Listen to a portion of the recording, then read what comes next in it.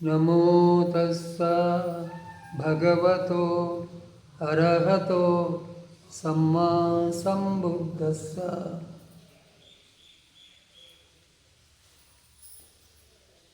ఈరోజు ఆషాఢ పౌర్ణమి అని ఇంతకుముందే మనము చెప్పుకున్నాము. ఈ ఆషాఢ పౌర్ణమినే గురు పౌర్ణమి అని కూడా అంటారు.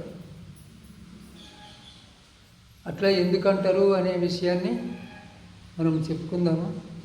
ఆ తర్వాత ఇదే పౌర్ణమి రోజు బుద్ధ భగవానుడు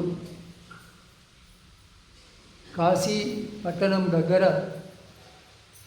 జింకల వనంలో, సారనాథ్లో జింకల వనంలో మొదటిసారి ధర్మోపదేశాన్ని చేసింది. ఆ మొదటిసారి ఆయన చేసిన ధర్మోపదేశాన్ని గురించి కూడా ఈరోజు చెప్పుకుందాం.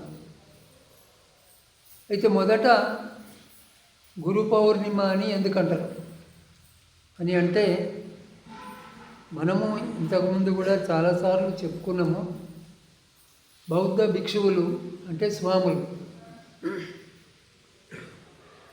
సంవత్సరంలో 9 నెలలు నిరంతరము పర్యటన చేసేవారు. దాన్ని చారిక అని అంటారు.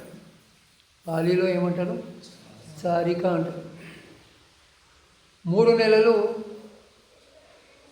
ఒకే చోట, వర్షాకాలం 3 నెలలు ఒకే చోట ఉండేవారు. ఎందుకు అట్లా ఆ 3 నెలలు కూడా ఎందుకు తిరగలేదు అని అంటే, ఆ వర్షాకాలంలో వర్షాలు పడతాయి కదా, తర్వాత వాగులు వంకలు అన్నీ పొంగి ప్రవహిస్తూ ఉంటాయి. ఎక్కడనో ఏ చెట్టు కిందనో ఉందామంటే వర్షం పడుతుంది.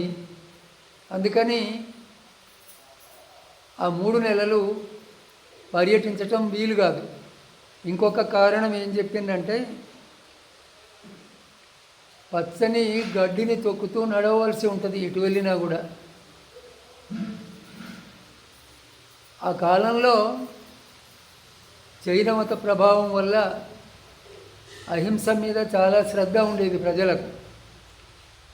మొదట ఈ భిక్షువులు వర్షాకాలం కూడా పర్యటన చేసేవాళ్ళు. అప్పుడు జనము నిందించేరు వాళ్ళను. ఏమని? ఈ భిక్షువులు వర్షాకాలం కూడా పచ్చని గడ్డిని దొక్కుతూ, ఇక వానకాలం అనేక సూక్ష్మమైన క్రిమికీటకాలు ఉత్పన్నమవుతాయి, వాటన్నిటిని కూడా తొక్కుతూ పర్యటన చేస్తూ ఉన్నారు. వీరికి ఈ ఏకేంద్రియ జీవులు అంటే ఈ మొక్కలు, గడ్డి, క్రిమికీటకాల పట్ల ఏమాత్రము దయలేదు అని అంటూ ఉంటారు. ఆ విషయాన్ని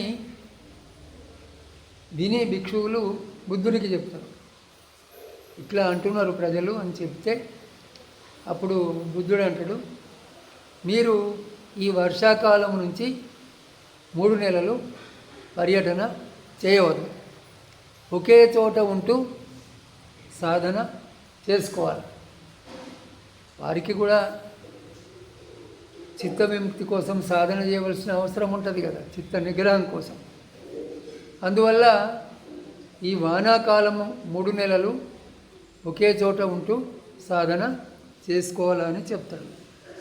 మరి అది సరే, కానీ వానాకాలం అంటే వానాకాలం ఎప్పుడు మొదలవుతుంది అని మళ్ళీ భిక్షువులకు సందేహం కలుగుతుంది. ఏ రోజు నుంచి ఈ వర్షావాస దీక్ష మొదలు చేయాలి అని అంటే, ఆషాఢ పౌర్ణమి నుంచి ఈ వర్షావాస దీక్ష ప్రారంభించాలని బుద్ధుడు చెప్తాడు. అప్పుడు ఈ ఆషాఢ పౌర్ణమి నుంచి వర్షావాసము ప్రారంభం చేస్తారు. భిక్షువులందరూ ఒకే చోట ఉండరు కదా. బుద్ధుడి కాలంలో వేలాది మంది భిక్షువులు ఉండేవారు. బుద్ధుడి అనుచరులే ఒక్కొక్కసారి 1250 మంది భిక్షువులు బుద్ధుడి వెంట వెళ్ళేవారు ఈ చారికలో, పర్యటనలో. అది కాకుండా ఇంకా బుద్ధుడి యొక్క ముఖ్యమైన శిష్యులు ఉంటారు కదా, సారిపుత్రుడు ఉన్నాడు, మహాకాశ్యపుడు ఉన్నాడు, తర్వాత మౌద్గల్యాయన ఉన్నాడు. వాళ్ళ వెంట కూడా ఒక్కొక్క 500 మంది ఉండవచ్చు. అప్పుడు ఈ ఇన్ని వేల మంది ఒకే చోట వర్షవాసం చేయలేరు కదా. అందువల్ల ఒకే చోట వర్షవాసం చేయటం అనేది లేదు, ఆ నియమము లేదు. వారు పర్యటన చేస్తూ ఉన్నప్పుడు, ఏ ఊరిలో ఉన్నప్పుడు ఆషాఢ పౌర్ణమి వస్తే అదే ఊరిలో ఆ 3 నెలలు ఉండాలి. భిక్షువులు సాధారణంగా భిక్షుల యొక్క నియమం ఏంటిది అంటే పొద్దున 7-7:30 లోపే అల్పాహారం తీసుకుంటారు. బ్రేక్ఫాస్ట్ అంటాం కదా. అది తీసుకున్న తర్వాత మళ్ళీ 12-20 లోపున భోజనం చేస్తారు. ఆ తర్వాత మళ్ళీ తెల్లవారి ఉదయము అల్పాహారం తీసుకునేంత వరకు భోజనము చేయరు. ఏమైనా పండ్ల రసాలు తీసుకోవచ్చు, పండ్ల రసాలు తీసుకోవచ్చు. జ్యూస్ అంటాం కదా మనం, ఫ్రూట్ జ్యూస్ అట్లాంటివి తీసుకోవచ్చు. ఆ విధంగా వర్షావాసంలో కూడా అదే నియమాలు ఉంటాయి కదా, వారి జీవితకాలం నియమాలు. అయితే వర్షావాసంలో ఆ నియమాలు వాళ్ళు పాటిస్తూ ఉన్నప్పుడు, ఇప్పుడు నేను ఈ ఊరిలో ఉన్నప్పుడు ఆషాఢ పౌర్ణమి వచ్చింది. నేను ఈ 3 నెలలు ఇక్కడనే ఉంటా కదా. అప్పుడు ఈ ఊరిలో ఉండేటువంటి ఉపాసకులు, ఉపాసికలు అంటే శిష్యులు, ఈ ధర్మం మీద, బుద్ధ ధర్మ సంఘాల మీద శ్రద్ధ కలిగినటువంటి వాళ్ళు అక్కడికి వచ్చి ఇన్ని పూలు పండ్లు తీసుకొని అక్కడికి వచ్చి అక్కడ ఉన్నటువంటి బంతేజీ పాదాల మీద ఆ పూలు పెట్టి ఆ పండ్లు వారికి సమర్పించి నమస్కారం చేసి, బంతే ఈ 3 నెలలు మీరు ఇక్కడనే ఉండండి, మీకు అవసరమైన అన్ని వసతులు మేము ఏర్పాటు చేస్తాము అని అనేవారు. ఆ విధంగా గురువులను పూజించే దినం కాబట్టి ఇది గురు పౌర్ణమి. ఇది చెప్పుకున్నాం కదా మనం. తర్వాత విషయం ఏమిటి అంటే, సరే ఇప్పుడు ఈ వర్షావాసంలో వాళ్ళు ఎన్ని రోజులు గడిపేవాళ్ళు? 3 నెలలు. గృహస్థులు కూడా ఈ వర్షావాస దీక్ష తీసుకునేవాళ్ళు, ఆ రోజుల్లో శ్రద్ధ కలిగిన వాళ్ళు. ఈ 3 నెలలు వారు కూడా సాయంత్రం పూట భోజనం మానుకొని, అంటే ఈ భిక్షువులలాగే ఉదయము అల్పాహారం తీసుకోవటము, 12-15 లేదా 12-20 లోపున భోజనం చేయటము, మళ్ళీ ఏమీ తీసుకోకుండా ఉండటం. ఆకలి ఇస్తే పండ్ల రసాలు తీసుకోవచ్చు. నేల మీదనే పడుకోవటం. నేల మీద అంటే చాప వేసుకొని, అంటే ఎత్తైన శయ్యల మీద పడుకోకుండా ఉండటం. ఎత్తైన మంచాలు, పలంగులు ఉంటాయి కదా, వాటి మీద పడుకోకుండా చాప వేసుకొని నేల మీదనే పడుకోవటం. ఈ 3 నెలలు బ్రహ్మచర్యాన్ని పాటించటం. ఈ రకమైన నియమాల్ని శ్రద్ధావంతులైన ఉపాసిక ఉపాసకులు అంటే గృహస్థులైన స్త్రీ పురుషులు కూడా తీసుకునేవారు. ఆ బంతే ద్వారా ఈ నియమాలను తీసుకునేవారు. పంచశీల ఎట్లాగూ ఉన్నది, దానికి తోడు ఇవి అష్టశీల అని అంటారు. వీటిని ఏమంటారు? అష్టశీల అంటే 8 శీలాలు. 5 మీకు గుర్తే కదా. అవేమిటి? ఏ ప్రాణిని చంపను, దొంగతనము చెయ్యను, వ్యభిచరించను, అబద్ధాలు మాట్లాడను, మత్తు వస్తువులు తీసుకోను. దానికి తర్వాత 3 ఏమిటి? మధ్యాహ్నం తర్వాత భోజనం చేయను, వికాల భోజన విరమణం. దాని తర్వాత ఈ నృత్యము, గీతము అంటే మ్యూజిక్, డ్యాన్సు, వినోద కార్యక్రమాలు చూడరు. ఇంకా అలంకరించుకోవటం ఉంటుంది కదా, శరీరాన్ని నగలు పెట్టుకోవటము, అలంకారం చేసుకోవటము, వీటిని మానుకుంటాడు. ఇంకోటి ఏమున్నది? ఉచ్చాశయన మహాశయన వేరమని, అంటే ఈ నేల మీదనే పడుకుంటా అనేది. ఇప్పుడు మధ్యాహ్నం తర్వాత భోజనం చేయడం అనేది ఒకటి. తర్వాత నియమం ఏంటిది? అలంకారాలు చేసుకోను అనేటువంటిది కదా. తర్వాత వినోద ప్రదర్శనలు చూడాలి. ఇవి రెండు ఒకటే నియమం. ఇప్పుడు ఎన్నైనా 7 అయింది. నేల మీదనే పడుకుంటా అనేటువంటిది 8వది. ఈ 8ంటిని అష్టాంగశీలము అని అంటారు. ఆ బంతే ద్వారా ఈ 8 నియమాలని తీసుకునేవాళ్ళు ఎవరు? ఈ గృహస్థులైనటువంటి సాధకులు తీసుకొని ఈ మూడు నెలలు వాటిని పాటించేవాళ్ళు. వర్షాకాలం అంటే అశ్వయుజ పౌర్ణమి వరకు ఈ 8 నియమాలని పాటించేవాళ్ళు. అశ్వయుజ పౌర్ణమికి వర్షావాసం అయిపోయేది. ఆ ఉపాసకులు కూడా ఈ నియమాల్ని, అంటే 8 నియమాల బదులు ఇంకెన్ని పాటిస్తారు? 5ంటినే పాటిస్తారు. ఈ 5 జీవితకాల నియమాలు. ప్రతి వ్యక్తి కూడా పంచశీలను బ్రతికినన్ని రోజులు పాటించాలా, పాటించడానికి ప్రయత్నము చేయాలి. ఆ తర్వాత వాళ్ళు ఈ అశ్వయుజ పౌర్ణమి నుంచి కార్తీక పౌర్ణమి మధ్యలో భిక్షువులకు చీవరదానం చేసేవాళ్ళు. తమ ఊరిలో ఉన్నటువంటి ఆ స్వాములకు వస్త్రదానము చేసేవాళ్ళు. అది ఒక పెద్ద కార్యక్రమంగా జరిగేది ఆ రోజులలో. రాత్రంతా వేలాది మంది శ్రోతలుగా విహారానికి వెళ్ళి బంతేలు చెప్పే ప్రవచనాల్ని వినేవారు. రాత్రి మొదలు పెడితే తెల్లారిందాక బంతేలు ఒకరు కాకపోతే ఒకరు ప్రవచనాలు చేసేవాళ్ళు. వీళ్ళు ఆ పౌర్ణమి అంతా కూడా విహారంలో గడిపి తెల్లవారి ఇంటికి పోయి స్నానాధికాలు పూర్తి చేసుకొని వంటలు అవి చేసుకొని తనకు చేతనైనంతమంది బంతేలను, అంటే ఆ స్వాములను, భిక్షువులను తమ ఇంటికి భోజనానికి పిలుచుకొని వెళ్ళేవారు. వాళ్ళకు భోజనం పెట్టిన తర్వాత తాము కూడా భోజనం చేసేవారు. ఆ విధంగా అశ్వయుజ పౌర్ణమితో ఈ వర్షావాస దీక్ష గృహస్థులు అటు భిక్షువులు కూడా ముగించుకొని చీవరదానం తర్వాత ఇక పర్యటనకు మళ్ళీ సారికకు బయలుదేరి వెళ్ళిపోయేవారు. ఈ విధంగా గురు పౌర్ణమి జరుపుకునేవాళ్ళు. గురు పౌర్ణమి అంటే ఈ రోజుతో మొదలుకొని ఇందాక అన్ని వివరాలు చెప్పుకున్నాం కదా మనం. ఆ విధంగా జరిగేది ఆ రోజుల్లో. ఇక మనము ఈ ధర్మచక్ర ప్రవర్తనం గురించి చెప్పుకుందాము. అది చాలా పెద్ద విషయము. అయితే మనకున్న సమయాన్ని బట్టి చెప్పుకుందాం దాన్ని. బుద్ధుడు ఏ పౌర్ణమికి ఈ సంబోధి జ్ఞానాన్ని పొందిండు? వైశాఖ పౌర్ణమికి.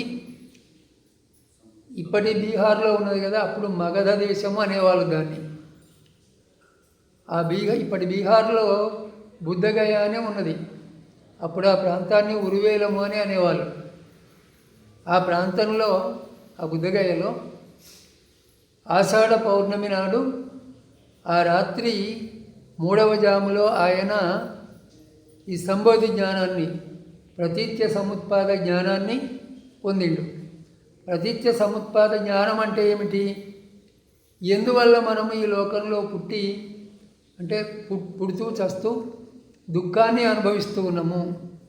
ఈ లోకంలో అంతిమంగా ఉన్నది ఏమిటి? దుఃఖమే అని. పరిణామతాప సంస్కార దుఃఖై గుణవృత్తిని విరోధాచ సర్వమేవ దుఃఖం వివేకినాను. బుద్ధుడు చెప్పింది కాదు, పతంజలి చెప్పిన యోగ దర్శనంలో. అంటే మన ప్రాచీనులు అందరూ లోకాన్ని దుఃఖమయమనే గుర్తుపట్టారు. లోకంలో ఎంతో సుఖం ఉన్నట్టు అనిపిస్తుంది, కానీ ఆ సుఖము చివరికి మళ్ళీ దుఃఖమే అవుతుంది. ఎందుకు అని అంటే లోకంలో ఉన్న సమస్తము కూడా మార్పు పొందేది. మార్పు పొందే ప్రపంచాన్ని పట్టుకున్నవాడు, ప్రేమించినవాడు, ఇందులో సుఖం ఉన్నది అనుకున్నవాడు అది మార్పు పొందినప్పుడు దుఃఖాన్ని పొందుతాడు. అతడు ప్రేమించిన రూపము కానీ వ్యక్తి కానీ ఉండకపోవచ్చు. ఎందువల్ల? ఏది శాశ్వతము కాదు, సమస్తము నశించేదే. ఉత్పత్తి, స్థితి, లయము, సమస్తము మార్పు పొందుతున్నది, సమస్తము పరిణామశీలం. అందుకని జన్మ అంటే దుఃఖమే అన్నాడు ఇక బుద్ధుడు. జన్మ అంటే దుఃఖమే. మరి దుఃఖం లేకుండా కావాలంటే జన్మ లేకుండా కావాలి. జన్మ లేకుండా కావడమే ముక్తి అంటే. దేని నుంచి ముక్తి అంటే ఏం చెప్పుకుంటాం మనం? జనన మరణాల నుంచి ముక్తి. ఈ జనన మరణాలనే ఇంకొక విధంగా సంసార చక్రంలో తిరగటము అన్నారు. ప్రాణి ఇక్కడ పుడతాడు, పెరుగుతాడు, భార్య, పిల్లలు, సంసారము ఇవన్నీ చేస్తాడు, ఏమేమో చేసి ఒకరోజు చచ్చిపోతాడు. మళ్ళీ ఇంకో చోట పుడతాడు, అక్కడ మళ్ళీ ఇంకొక భార్యను చేసుకుంటాడు, పిల్లలని అంటాడు, సంసారం, అక్కడ చచ్చిపోతాడు. మళ్ళీ ఇంకో చోట. మరి ఈ చావు అనేది ఎవరికన్నా సుఖంగా ఉంటుందా? చావు అనేది అందరికీ దుఃఖమే కదా. ఎందువల్ల దుఃఖము? తాను ప్రేమించిన లోకం నుంచి వెళ్ళిపోవలసి ఉంటుంది, అందువల్ల దుఃఖం.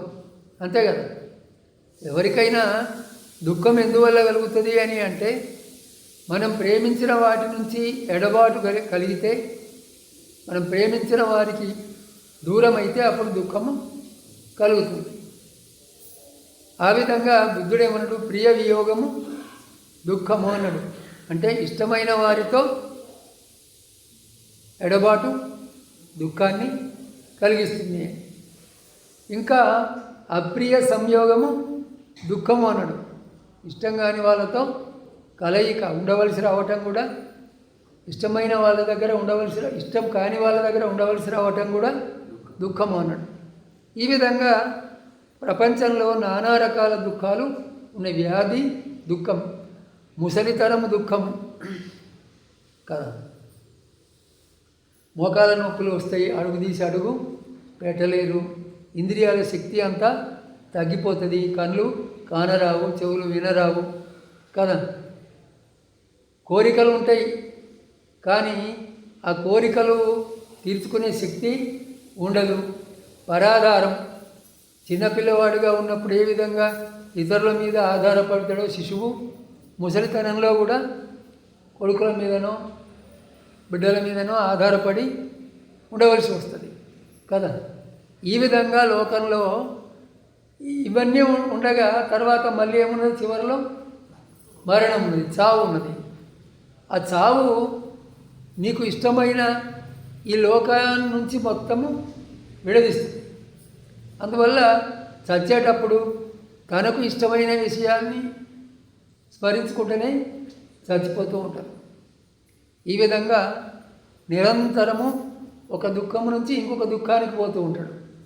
అంటే ఈ జన్మ దుఃఖం నుంచి ఇంకొక జన్మ దుఃఖానికి, అక్కడి నుంచి మళ్ళీ ఇంకొక జన్మకు.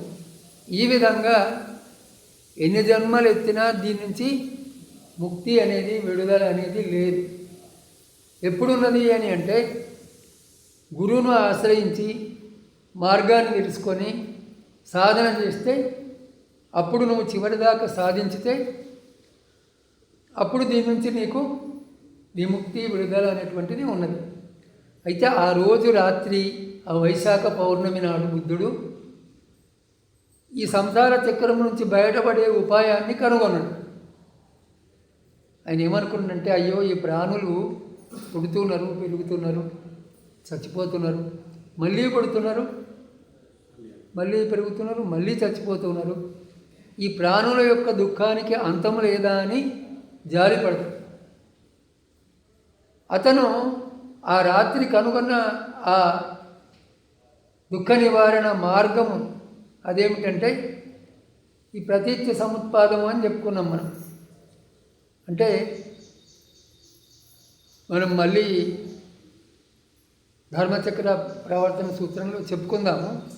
మనకున్న సమయంలో అన్నీ చెప్పుకోవాలి.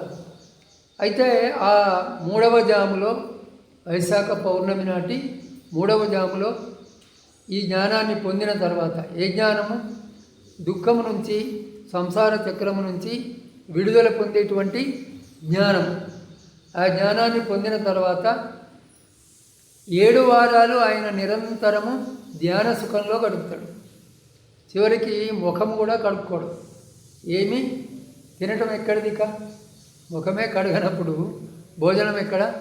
49 రోజులు నిరంతరము ధ్యాన సుఖంలో సమాధిలో గడుపుతాడు.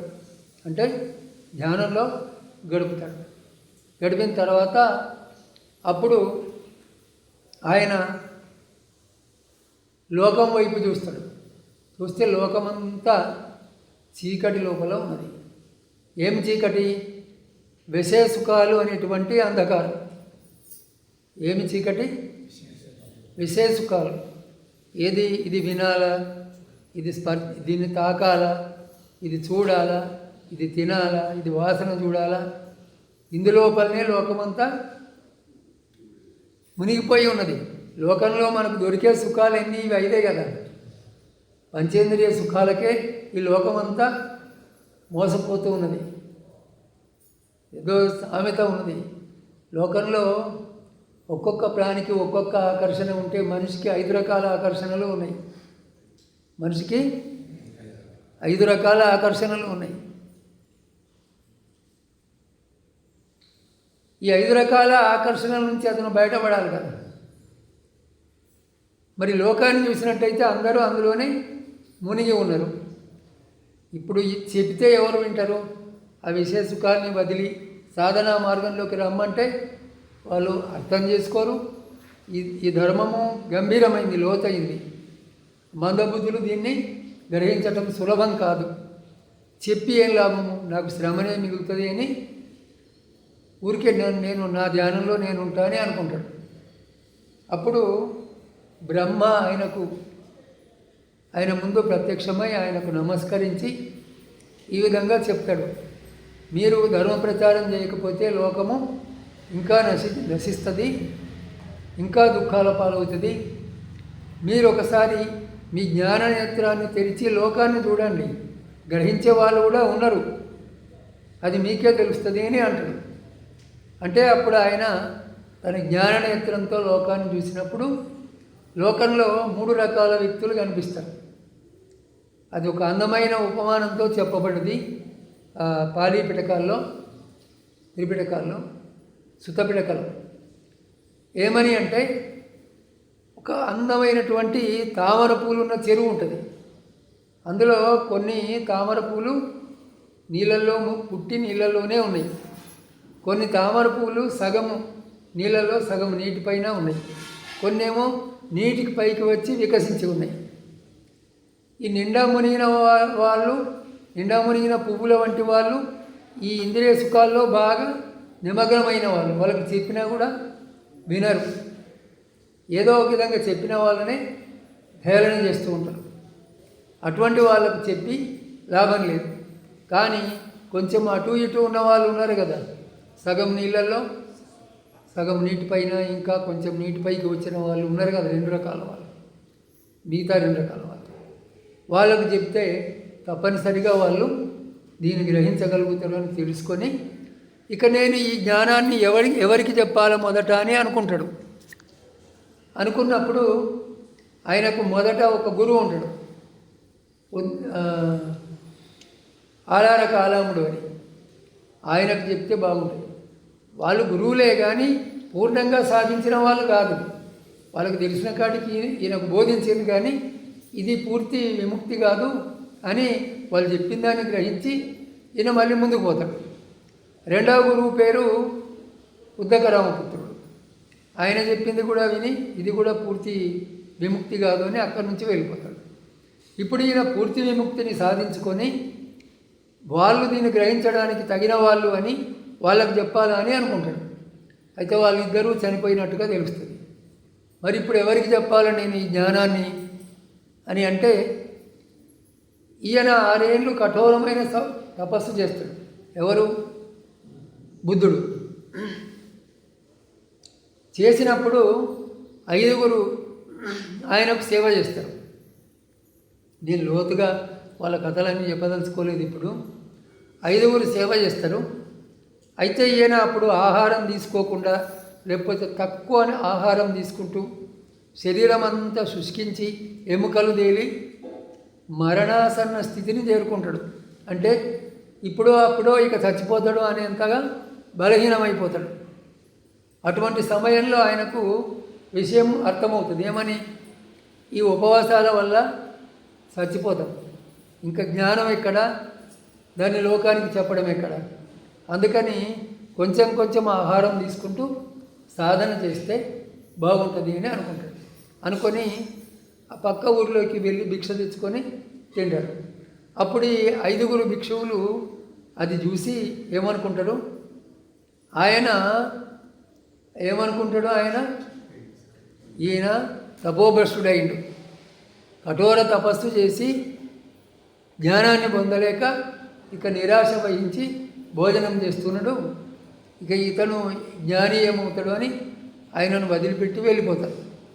వాళ్ళు వెళ్ళిపోయినాక ఈయన ఆ ఆషాఢ పౌర్ణమి నాడు ఆ వైశాఖ పౌర్ణమి నాడు జ్ఞానోదయాన్ని పొందుతాడు. మరి వాళ్ళకి చెప్పాలని బుద్ధుడు ఇప్పుడు అనుకుంటూ ఉన్నాడు కదా. మరి వాళ్ళు ఎక్కడ ఉన్నారు అని చూస్తే కాశీపట్టణం దగ్గర సారనాథ్లో జింకల వనంలో ఉన్నారు అని తెలుస్తుంది. అప్పుడు బుద్ధుడు అక్కడి నుంచి ఈ సారనాథ్కు బయలుదేరతాడు. కాలినడకన బయలుదేరతాడు. బుద్ధగయ నుంచి ఎక్కడికి? సారనాథ్.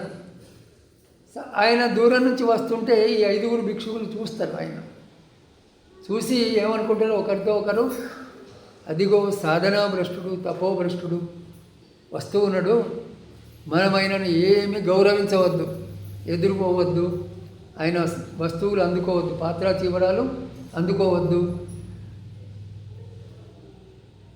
ఊరికే కాళ్ళు కడుక్కోవడానికి నీళ్లు పెడదాము, ఇష్టం ఉంటే కాళ్ళు కడుక్కొని కూర్చుంటాడు, ఆసనం చూపిద్దాం అని అనుకుంటారు. ఆయన వస్తూ ఉంటే వీరి నిర్ణయం అంతా సడలిపోతుంది. అప్పుడు ఒకళ్ళు ఎదురు పోయి ఆయన పాత్ర చీవరాలు వస్త్రాలు అందుకుంటారు. ఒకళ్ళు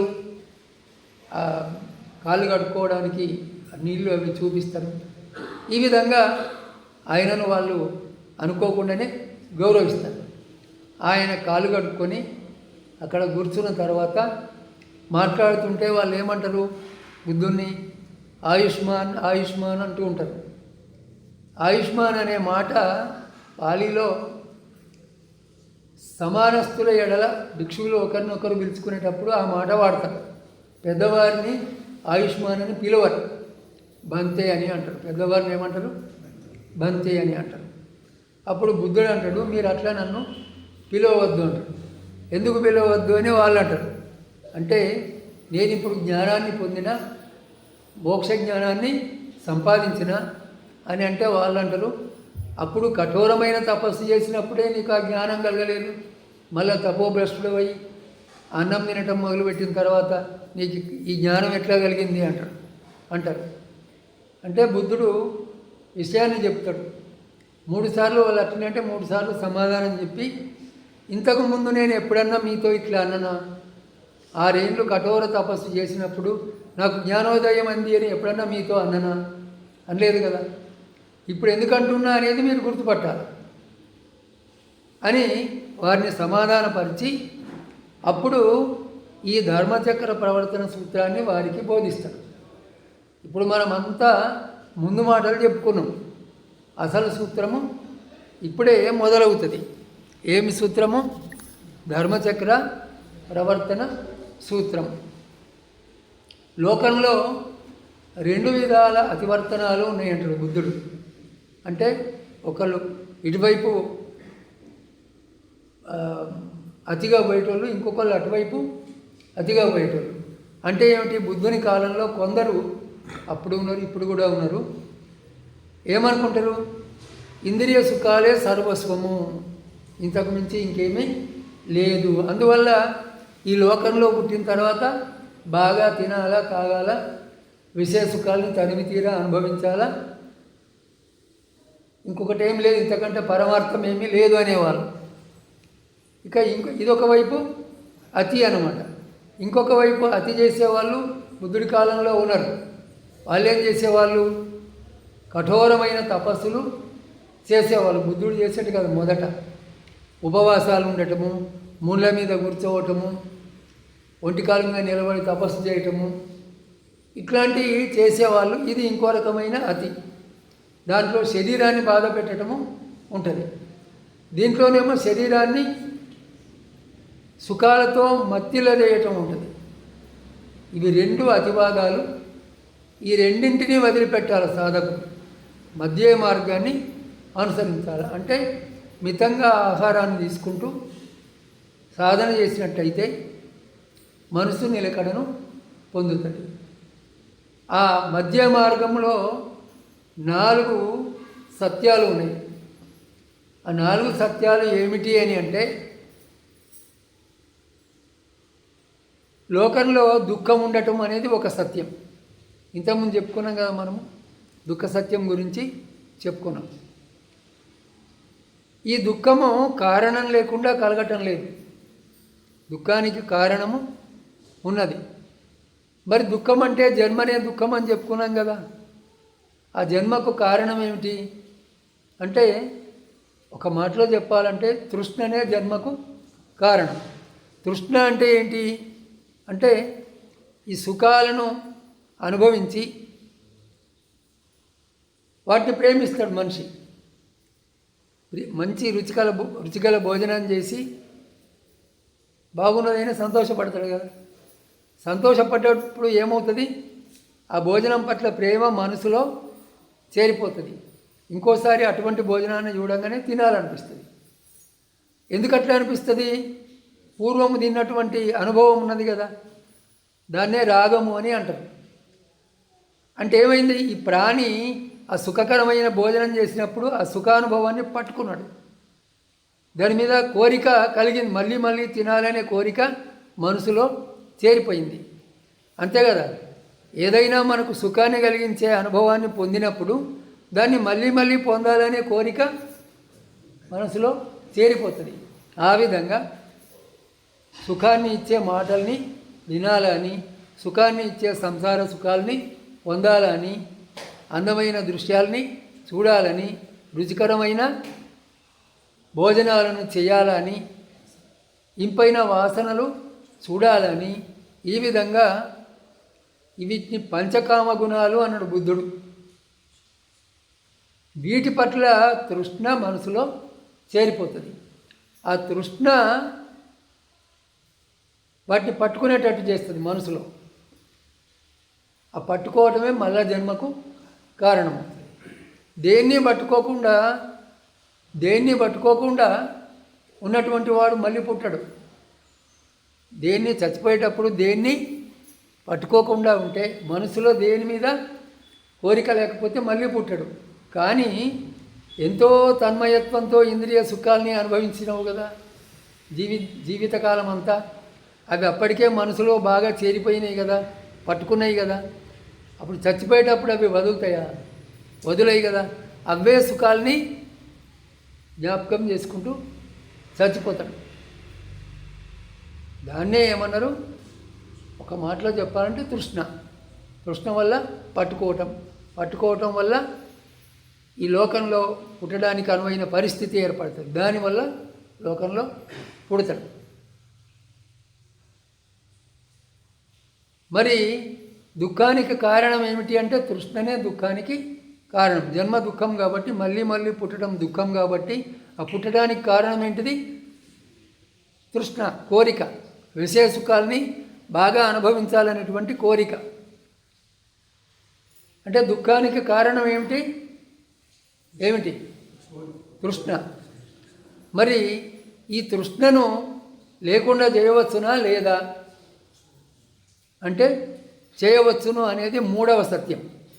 మొదటి సత్యము లోకంలో దుఃఖం ఉన్నది. 2వ సత్యము దుఃఖానికి కారణం ఉన్నది తృష్ణ. 3వ సత్యము ఈ తృష్ణను లేకుండా చేయవచ్చు, తొలగించవచ్చు, నిరోధించవచ్చు. 4వ సత్యం ఏమిటి? ఆ దుఃఖాన్ని నిరోధించడానికి, తొలగించడానికి ఏదో ఒక సాధన, ఒక మార్గం ఉండాలి కదా. ఆ మార్గము దుఃఖ నిరోధగామిని మార్గము అని అంటారు. దుఃఖాన్ని నిరోధించడానికి, తొలగించడానికి అనుసరించవలసిన, ఆచరించవలసిన మార్గం. అది 4వ సత్యం. ఆర్య సత్యం అంటే శ్రేష్టమైనటువంటి సత్యం. రోగము, కారణము, చికిత్స మార్గం. రోగము, నిదానము, వైద్యము, ఇట్లా 4 విషయాలు చెప్తారు. వైద్యంలో కూడా 4 విషయాలు చెప్తారు. మొదట రోగం ఉన్నది అనేది నిర్ధారణ చేసుకోవాలా, రోగ కారణాన్ని తెలుసుకోవాలా, ఈ రోగం పోతుందా తెలుసుకోవాలా, అంటే అది దాన్ని మనం నయం చేయగలుగుతామా లేదా అనేది. నయం చేయడానికి మందునియాలి. అట్లనే ఇక్కడ కూడా దుఃఖం ఉన్నది, దుఃఖం యొక్క కారణం ఉన్నది, దుఃఖాన్ని తొలగించవచ్చు అనేది తెలిసింది, తొలగించడానికి మార్గం కూడా ఉన్నది. ఏమిటి ఆ మార్గము? మనము సంక్షిప్తంగా చెప్పుకుందాం దాన్ని. ఏమిటి ఆ మార్గము అని అంటే అష్టాంగ మార్గము అన్నారు. దాన్ని ఏమన్నారు? అష్టాంగ మార్గం. కొందరు పతంజలి చెప్పిన అష్టాంగ యోగముతో తికమక పడుతూ ఉంటారు. దీన్ని అది వేరు, ఇది వేరు.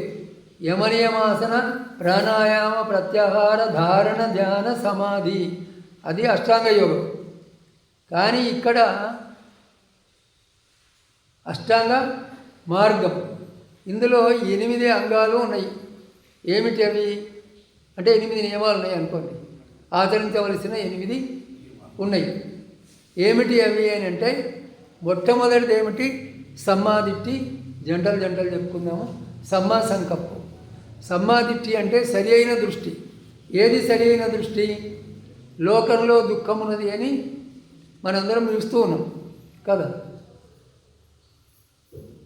కానీ నువ్వేమనుకుంటావు? లోకం చాలా సుఖంగా ఉన్నది అని అనుకుంటూ ఉంటావు. లోకము అనిత్యము అని చెప్పాడు బుద్ధుడు. కానీ నువ్వేమనుకుంటావు? ఈ లోకం శాశ్వతము, నేను కూడా ఎప్పటికీ ఇక్కడనే ఉంటా, నాకు చావే లేదు అని అనుకుంటూ ఉంటారు కదా. చావు ఉన్నదని చూస్తూనే ఉంటాడు కదా. చచ్చిపోయే వాళ్ళని ఎందరినో చూస్తూ ఉంటాడు. కానీ నాకు కూడా చావు ఉన్నదని అనుకోడు. అది మిథ్యాదృష్టి. ఇదంతా లోకం సుఖం అనుకోవటం, లోకం శాశ్వతం అనుకోవడం, ఈ లోకం నేను నాది అనుకోవటం, ఇది మిథ్యాదృష్టి. ఆ విధంగా కాకుండా లోకం అనిత్యము, లోకం దుఃఖము, ఇక్కడ ఏది నేను కాదు అనుకోవటం సరైన దృష్టి. దాన్ని సమ్మాదిష్టి అంటారు పాలిలో. సమ్మా సంకల్పం అంటే సరైన సంకల్పాలు. ఏమిటి? నేను ఏ ప్రాణిని హింసించను, దొంగతనం చేయను, వ్యభిచరించను, ఇవి మంచి సంకల్పాలు. ఇంకా నేను నిర్వాణాన్ని సాధించుకుంటా, దుఃఖం నుంచి బయటపడతా అనేది కూడా సరైన సంకల్పమే కదా. ఇటువంటి మంచి సంకల్పాలు చేయాలి. మంచి ఆలోచనలు, మంచి నిర్ణయాలు, మంచి సంకల్పాలు చేయాలి. ఎన్ని చెప్పుకున్నాము? 2. తర్వాత 2 ఏమిటి అంటే సమ్మావాచ, సమ్మా కమ్మంతో. అంటే మన వాక్కు సరి అయినది ఉండాలి. మనం మాట్లాడే మాటలు సరి అయినవి ఉండాలి. ఏమిటి సరి అయినవి? నువ్వు ఒక మాట మాట్లాడితే దానివల్ల నీకు బాధ కలగద్దు, ఎదుటివారికి కూడా బాధ కలగద్దు. బుద్ధుడు చెప్పిండు కదా పంచశీలలో. ఏమని చెప్పిండు?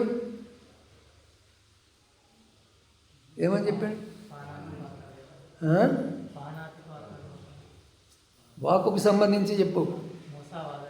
ఏమిటది? ముసావాద వేరమని సిక్కాపదం సమాధియామి. అంటే దీంట్లో ఇంకా కొన్ని ఉన్నాయి. ముసా అంటే అబద్ధం పలకను, కఠినంగా మాట్లాడను, తర్వాత చాడీలు చెప్పను, వదిలిపోతూ కాను. ఇవి లేకుండా మనం మాట్లాడాలి. తర్వాత నువ్వు సత్యమే చెప్తున్నావు, ఎదుటివాడి మేలు కోసమే చెప్తున్నావు, కానీ సమయాన్ని చూసి చెప్పాలి. సమయము సందర్భము చూసి చెప్పాలి. నేను సత్యమే చెప్తున్నా అని 10 మందిలో వాడు ఏదో పొరపాటు చేసిండు అనుకో, అరే అట్లా చేస్తావా, ఇట్లా చేస్తావా, నువ్వు ఇటువంటి తప్పు చేసినావు అంటే వాడు అవమానింపబడతాడు కదా. అప్పుడు వాడు వింటాడు, ఆ మాట వినడు. అందుకని సందర్భం చూసి ఏకాంతంలో కూర్చోబెట్టుకొని చెప్పాలి. ఈ విధంగా తనకు కానీ ఇతరులకు కానీ బాధ కలిగించని మాటలు మాట్లాడాలి. అటువంటి మాటలు మాట్లాడకముందు ఆలోచించాలి. నేను ఈ మాట మాట్లాడుతున్నా, ఎదుటి వాళ్ళకి ఏమైనా బాధ అవుతుందా, నాకేమన్నా బాధ అవుతుందా? వీడు కోపంతో తిరుగుతాడు, వాడు రెండు కొడతాడు. మరి మాట్లాడే ముందు ఆలోచించి మాట్లాడితే వాడు కొట్టేవాడు కాదు కదా. అందువల్ల మన మాటనే మనకు దెబ్బలు తెస్తుంది, అంతే కదా. ఈ విధంగా ఆలోచించే ముందు, మాట్లాడే ముందు ఆలోచించాలా. మాట్లాడేటప్పుడు కూడా ఈ మాట నాకు కానీ ఇతరులకు కానీ హాని కలిగిస్తుందంటే బంద్ పెట్టాలి, దాన్ని అక్కడికి ఆపేయాలి. మాట్లాడిన తర్వాత తెలిస్తే ఇక ముందు మాట్లాడడం. ఇది వాక్కుకు సంబంధించి. సమ్మాకమ్మంతో సరి అయినటువంటి కర్మ ఏది అంటే ప్రాణిహింస లేనిది, దొంగతనం లేనిది, వ్యభిచారం లేనిది సరి అయినటువంటి కర్మ. ఇప్పుడు ఎన్ని చెప్పుకున్నాము? 4. సరి అయిన దృష్టి, సరి అయిన సంకల్పము, సరి అయిన వాక్కు, సరి అయిన కర్మ. తర్వాత 2 ఏమిటి? సమ్మా అజీవో అన్నాడు. అంటే బతకడానికి మనం చేసేటువంటి పని, ఆ పని ఎట్లా ఉండాలంటే మనం చేసే పని విషాల వ్యాపారం చేయొద్దు, విషాలని అమ్మవద్దు. ఆ విషం కొనుక్కపోయి ఎవడో తాగి చచ్చిపోతాడు కదా. విషాల వ్యాపారము చేయవద్దు, మద్యం వ్యాపారం చేయవద్దు. బాగా తాగి వాడు చేయకూడని పనులు చేస్తాడు కదా. మాంస వ్యాపారం చేయొద్దు, ప్రాణిని చంపడం ఉంటుంది అందులో. మానవ వ్యాపారం చేయొద్దు, మనుషుల్ని కొనటం, అమ్మటం. ఇటువంటి పనులు లేనటువంటిది సరి అయినటువంటి వృత్తి. అటువంటి వృత్తిని చేయాలి. ఇటువంటివి చెడ్డవి, ఇటువంటి వృత్తులను చేయకూడదు, ఇవి చెడ్డ వృత్తులు. తర్వాత సమ్మావాయామం అంటే సరి అయిన ప్రయత్నం. ఇప్పుడు అందరి జీవితంలో కూడా మంచి ఉండొచ్చు, చెడు ఉండొచ్చు. పుట్టుకతోటే అందరికీ తెలియదు కదా, తెలియక చెడు పనులు కూడా చేస్తారు. కానీ ఎప్పుడో ఒకప్పుడు మనకు ఇది మంచి ఇది చెడు అని తెలుస్తుంది కదా. తెలిసిన తర్వాత ఇక ముందు నేను ఈ చెడు చెయ్యను, ఇదివరకు నాకు తెలియదు ఈ చెడ్డ పని నేను చేసిన, కానీ ఇప్పుడు నాకు తెలిసింది, ఇక ముందు ఈ చెడ్డ పని చేయను. ఇక తనను తాను పరిశీలించుకుంటే ఇదివరకు నాలో ఈ మంచి ఉన్నది, ఇక ముందు నేను ఈ మంచిని ఇంకా పెంచుకుంటాను అని అందుకోసం చేసేటువంటి ప్రయత్నము సరి అయినటువంటి ప్రయత్నం. ఇప్పుడు ఎన్ని చెప్పుకున్నాము? 6 చెప్పుకున్నాం. ఇంకా 2 ఉన్నాయి. ఏమిటి అవి అంటే సమ్మా సతి, సమ్మా సమాధి. సరి అయిన సతి అంటే ఎరుక. ఎరుక అంటే ఎప్పుడు నువ్వేం చేస్తున్నావో ఎరుకతో ఉండాలి, గమనికతో ఉండాలి. నీ మనసులో ఒక చెడు ఆలోచన వస్తుంది, నువ్వు దాన్ని, ఇప్పుడు కుక్క ఇంట్లో వస్తున్నది అనుకో, నువ్వు చూడకపోతే అది ఇంట్లో పోతుంది కదా. ఇప్పుడు నువ్వు చూస్తూ ఉంటే అది లోపలికి పోవడానికి ధైర్యము చేయదు, అక్కడనే ఉంటుంది కానీ ధైర్యం చేయదు, చూస్తున్నాడు అని భయం ఉంటుంది దానికి. అదేవిధంగా చెడు ఆలోచనలు నీ మనసులో వచ్చినప్పుడు నువ్వు దాన్ని చూస్తే, గుర్తుపడితే అది నిన్ను ఆక్రమించుకోదు. లేకపోతే అది మొత్తము నిన్ను ఇంట్లో వచ్చి కుక్క అన్నమంతా తిన్నట్టుగా అది నిన్ను పూర్తిగా ఆక్రమించుకుంటుంది, చెడ్డ పనులు చేయిస్తుంది. అందుకని జీవితంలో ఎల్లవేళలా ఎరుక అనేటువంటిది ఉండాలి. సతి అనేటువంటిది ముఖ్యమైనది. ఎవరికైనా నువ్వు సాధన చేసినా చేయకున్నా కూడా జీవితంలో ఎరుకతో ఉన్నవాడు తప్పు చేయడు. ఒకటి మీద బాగా కోపం వచ్చిందనుకో, గుడ్డలు తీసుకొని వేయాలనుకుంటాడు. తర్వాత ఏమవుతుంది అనేది కూడా విచారం ఉండాలి కదా. గుడ్డలు తీసుకొని వేయటం వరకు సరే, తర్వాత ఏమవుతుంది? ఎదుటి వాళ్ళు నిన్ను చంపేయచ్చు, లేదా పోలీసులు పట్టుకొని పోవచ్చు, 20 ఏళ్ళు జైల్లో వేయచ్చు, ఇవన్నీ ఉంటాయి కదా. ఇవన్నీ విచారం చేయాలి కదా. అంటే ఈ కోపం విషయంలోనే కాదు, ఇంద్రియ ప్రలోభాలు అన్నింటి విషయంలో కూడా ఇవన్నీ కూడా మనను తప్పుల వైపు ప్రేరేపిస్తాయి. ఇంద్రియ సుఖాలు, తప్పు చేసైనా కామసుఖాన్ని అనుభవించాలా, దొంగతనం చేసైనా ధనం సంపాదించాలా, ప్రాణులను చంపైనా నాలుకకు సుఖపెట్టాలా. ఈ విధంగా లోభం మనసులో ప్రవేశిస్తుంది. నువ్వు ఎరకతో ఉంటే అవి తొలగిపోతాయి. అందుకని ఎరుకతో ఉండాలి. రెండవది, ఒకరు దీక్ష తీసుకుంటాడు. ధ్యానము, నేను ధ్యానం చేస్తా, దీక్ష అయ్యి అంటాడు. దీక్ష ఇచ్చిన తర్వాత ధ్యానం చేయాలి కదా, ధ్యానానికి కూర్చుంటాడు. గురువు ఎక్కడనో మనసు నిలుపు అని చెప్తాడు. ఆ మనసు అక్కడ ఉండదు, అది ఎటో పోతుంది. ఇతను దాన్ని గుర్తుపట్టాడు. ఎంతసేపు కూర్చున్నావు అంటే నేను 2 గంటలు కూర్చున్నా అంటాడు. మరి 2 గంటలు నీ మనసు ఎక్కడ ఉన్నది అంటే అది ఎటెటో తిరిగింది. చాలాసేపు కూర్చున్నాడు పాపం, మంచివాడే, కానీ మనసు మాత్రము ఎటెటో తిరిగింది. నడుమంతా వచ్చింది కానీ ధ్యానం మాత్రము కాలేదు. అంటే అప్పుడు ఏం కావాలో మనకు ఎరుక, గమనిక అనేది ఉండాలి. ఎక్కడ ఉండాలా? గురువు దాన్ని ఎక్కడ నిలుపమని చెప్పిండో అక్కడనే ఉండాలి. అది ఇంకొక వైపు పోవద్దు. ఈ ఎరుక, ఈ గమనిక లేకపోతే నీకు ధ్యానం చేయలేవు. మనసు ఎటుపోతున్నది అని గుర్తుపట్టకపోతే ధ్యానం చేయలేవు. గుర్తుపడితే ఏం చేస్తావు? దాన్ని వెంటనే అక్కడి నుంచి తెచ్చి మళ్ళీ ఎక్కడి నుంచి అక్కడనే ఉంచుతావు. జీవితంలో అన్ని వేళలా ఎరుకతోటే ఉండాలి. ఇది 7వ నియమం. 8వది ఏంటిది? మంచి ఏకాగ్రత. సమాధి అంటే ఏమిటి అర్థం? మనసు నిశ్చలంగా, ఇప్పుడు గాలి లేని చోట దీపం ఎట్లా వెలుగుతూ ఉంటుందో సూటిగా ఇట్లా ఎటు కదలకుండా, అట్లా మనసు ఒకే విషయం మీద నిలబడి ఉండాలి. అప్పుడు నీలో ప్రకాశం ఉంటుంది, నీ మనసులో ప్రకాశం కలుగుతుంది. దాన్నే ఏమన్నారు? సరి అయిన ఏకాగ్రత, సమాధి అన్నారు. ఇది నీకు కలగాలని అంటే మొదటి 7 నువ్వు పాటిస్తే, మొదటి 7 చక్కగా పాటిస్తే ఈ 8వదైన ఏకాగ్రత నీకు వస్తుంది, సమాధి వస్తుంది. ఈ విధంగా బుద్ధుడు ఎవరికి బోధించిండు? పంచవర్గీయ భిక్షువులకు సారనాథులో జింకల వనంలో బోధించినప్పుడు ఆ కౌండిన్యుడు అనేటువంటి భిక్షువుకు 5గురిలో ఒకడు. ఎవరు? కౌండిన్యుడు లేదా కోండన్ అనొచ్చు. ఆయనకు ఈ పుట్టేదంతా కూడా నశించేదే అనే జ్ఞానం కలిగింది. దేనికి పుట్టుక ఉన్నదో దానికి నాశనం ఉన్నది. కుండ తయారు చేసినావు అంటే అది ఎన్నడో ఒకనాడు పగిలిపోతుంది. పగిలిపోకుండా ఎప్పటికీ ఉండే కుండ ఏది లోకంలో లేదు. పుట్టిన ప్రతి ప్రాణి కూడా పోతుంది, చేయబడిన ప్రతి వస్తువు కూడా పోతుంది. అందువల్ల ఈ పుట్టేదంతా కూడా నశించేదే, గిట్టేదే అనే జ్ఞానము ఈ కౌండిన్యునికి కలిగింది. అప్పుడు బుద్ధుడు ఏమన్నాడు? కౌండిన్యుడు తెలుసుకున్నాడు అని అన్నాడు. అందువల్ల ఆయనకు అజ్ఞాత కౌండిన్యుడు అని పేరు వచ్చింది. ఆ తర్వాత కొన్నాళ్ళకు తక్కిన వాళ్ళు కూడా దాన్ని తెలుసుకుంటారు. ఆ విధంగా ఆ ఆషాఢ పౌర్ణమి నాడు సారనాథ్లో జింకల వనంలో భగవానుడు మొదటిసారి తన బోధను ప్రారంభించాడు. ఈ ధర్మం అనే చక్రాన్ని కదిలించాడు. ఇక ఆ చక్రము ఈ 2500 ఏళ్ళ నుంచి లోకంలో నిరంతరము తిరుగుతూనే ఉన్నది. అది ఒకసారి తక్కువ వేగం ఉండొచ్చు, ఒకసారి ఎక్కువ వేగం ఉండవచ్చు, కానీ ఆ బోధ మాత్రం లోకంలో ఉన్నది.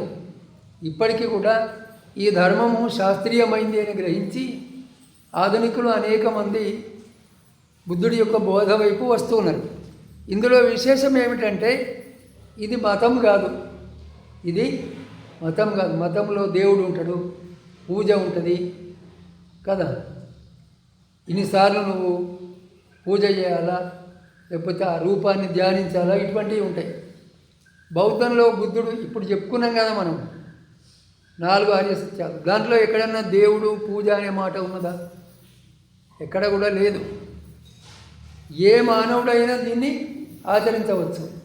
అతడు హిందువు కానీ, ముస్లిం కానీ, క్రిస్టియన్ కానీ ఎవరైనా కూడా దీన్ని ఆచరించవచ్చు. ఇందులో శీలము ఉన్నది, మనసును గ్రహించే ఉపాయం ఉన్నది, అంతే, ఇంకేం లేదు.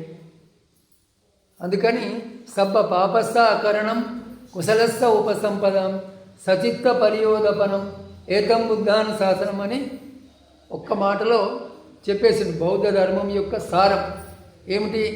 ఏ ప్రాణిని చంపకు, మంచి పనులే చెయ్యి, చెడ్డ పనులకు దూరంగా ఉండు, ఇప్పుడు చెప్పినవి అంత అవే కదా. మూడవది ఏంటిది? మనస్సును గెలువు, చిత్తాన్ని నిగ్రహించు. ఇదే బుద్ధుని యొక్క ఉపదేశం. ఇది ఆ ధర్మచక్ర ప్రవర్తన సూత్రము. దీన్ని మీరందరూ కూడా చక్కగా జీవితంలో ఆచరించాలి. ఆచరిస్తే మీరు దుఃఖం నుంచి విముక్తిని పొందుతారు. మరి ఇంతటితోటి ఈ ప్రవచనాన్ని ముగించుకుందాం. భవతు సబ్బమంగళం రక్షంతు సబ్బదేవతా సబ్బబుద్ధానుభావేన సబ్బధమ్మానుభావేన సబ్బసంఘానుభావేన సదా సుత్తి భవంతు తే.